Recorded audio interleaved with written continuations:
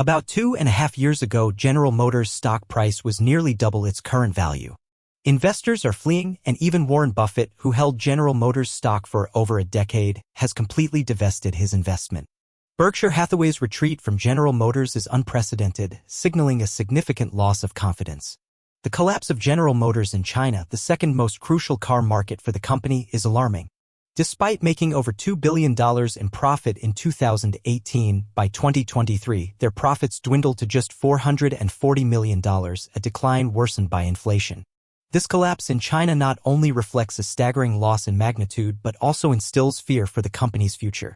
With profits likely to evaporate within the next 2 years, General Motors risks becoming solely reliant on its American market. Failure to thrive in North America could spell the end for the company. GM's sales have continued to plummet, with the Detroit automaker experiencing a free fall in recent years.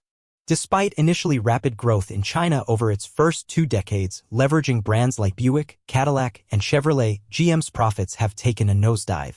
While raking in over $2 billion annually as recently as 2018, last year saw a stark decline, with profits dwindling to a mere $440 million in China, marking a 34% decrease from the pandemic-ridden year of 2022. The outlook remains bleak, with GM expecting further losses in China this quarter as it grapples with production and inventory adjustments. GM finds itself saddled with thousands of unwanted cars in China, illustrating a stark reality. The demand for traditional GM vehicles is waning, particularly as consumers increasingly favor electric vehicles, EVs. However, GM's EV offerings have failed to captivate the Chinese market, with consumers doubting the company's technological prowess in this space. This perception poses a significant threat to GM's future in China as consumers question whether the company will even remain a player in the market. The decline in GM's market share in China is staggering, plummeting from over 14% in 2017 to a mere 8% in recent years. This drop is particularly striking considering that, since 2009, GM had consistently outsold its American counterparts in China. The once iconic brands like Chevy and Buick now hold little sway with Chinese consumers, with Cadillac serving as GM's last bastion of hope. However, even Cadillac's future in China appears uncertain, with prospects pointing towards an uncertain future. One of GM's primary challenges lies in its lagging development of electric vehicles. While the Chinese market increasingly embraces EVs, GM has been slow to adapt, trailing behind competitors in this critical area. Despite promises and announcements, GM's efforts in EV development have often been marred by delays and setbacks, leaving consumers skeptical of the company's commitment to this technology.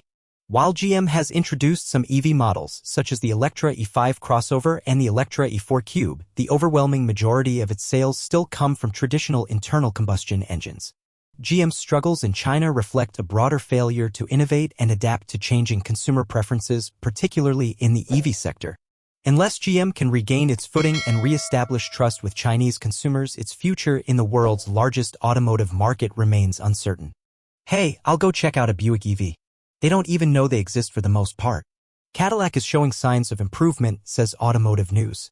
John Roth, vice president of Global Cadillac, mentioned in an interview that things aren't as dire as they may seem. He pointed out that the brand began to grow in January and is seeing increased sales in China, partly due to the Lyriq. However, I'd approach Roth's statement with caution. If I were the SEC, I might consider taking action against him for potentially making false statements. When I looked into GM's EV sales for January, they were minimal. China is crucial for GM's success, and Roth's optimism must be scrutinized. Roth mentioned that GM still has potential to profit from China's mass market through its joint venture with SAIC Motor and Wuling Automobile. This partnership, in which GM holds a 33% stake, focuses on producing low-cost EVs starting at around $5,000. However, the profit margins are slim, around $20 per vehicle, mostly due to government incentives. It's essential to note that more than half of GM's reported EV sales in China are from this joint venture. These vehicles aren't manufactured by GM but by its partners, and they are budget-priced with minimal profit margins. So, what's GM's plan for China? They aim to pivot towards selling luxury vehicles.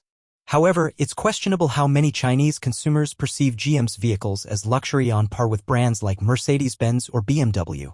Your thoughts on this matter are welcome in the comments. Thanks for watching.